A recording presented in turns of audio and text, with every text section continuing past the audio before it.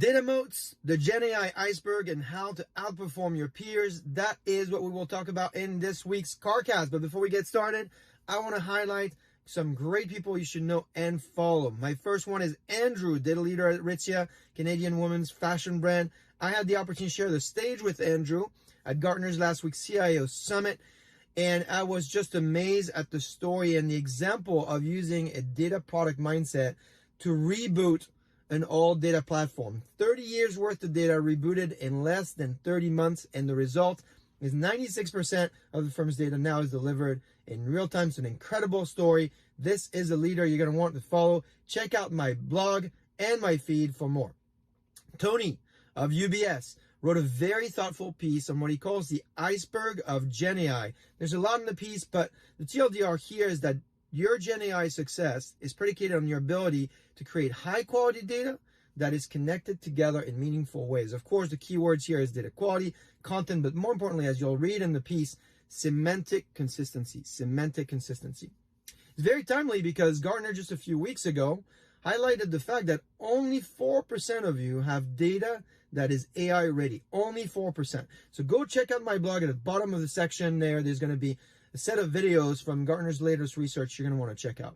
And then finally, my third data hero of the week is LiveRamp's former CEO and founder, Travis May, who wrote this piece on data moats. Now, I can't say that I agree with everything in his piece, for instance, his comment on data quality, but the argument is interesting. There's more details in my blog, but the takeaway here is this concept that he calls data currency, how you can create highly differentiated services so you can have high defensibility of your business. In my opinion here, this is something that your company creates that's very unique and that allows multiple parties to interact with and leverage in order to make their complex world very simple. So a great example that he talks about here as a data currency is a DNB number or the LiveRamp ID. I'm not sure I'd actually call it a currency. If I can argue it, I'd call it maybe a standard.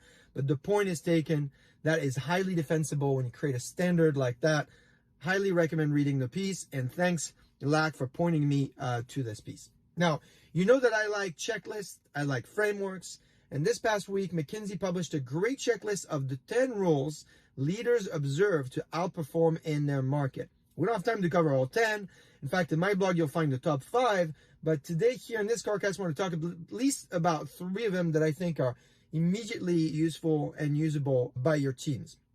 The first one is what McKinsey calls don't be a laggard. Now, this happens often when people create forecasts.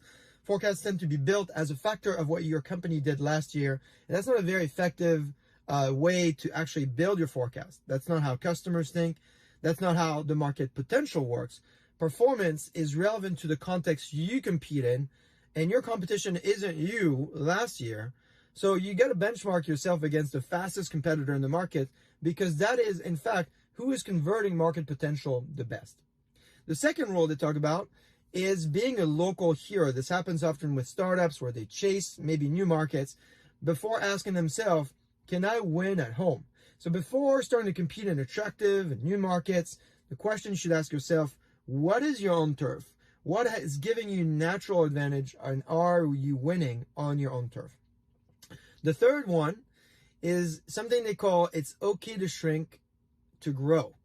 So this is the idea of removing the clutter and reminding yourself that when you say yes to nice to have, you in fact might be saying no to the opportunity to double down on a must have. So how do these 3 rules resonate with you? If you don't think they're the right ones, I'd love for you to pick from the list and let me know what you think is most important. I would love to hear from you, particularly as I'm getting ready to participate in our industry's first ever CAIO event. CAIO, I know it's a lot of vowels, but here I'm referring to the Chief AI Officer Summit that's going to be hosted in Boston on December 13th. I'm going to be there December 13th and 14th. So if you want to find me there in person, DM me, send me a message, comment here. You'll find great leaders there, like my friend Randy Bean, who has actually been on the CarCast a few times here. Michael from the CXO Talk, who has had me on his show a few times. Data leaders from Pepsi, WPP, Swiss Ray, T-Mobile, many, many more. I can't wait to see you there. So link to register down here on LinkedIn and in my blog. I hope you found this week's update useful, and I will see you next week.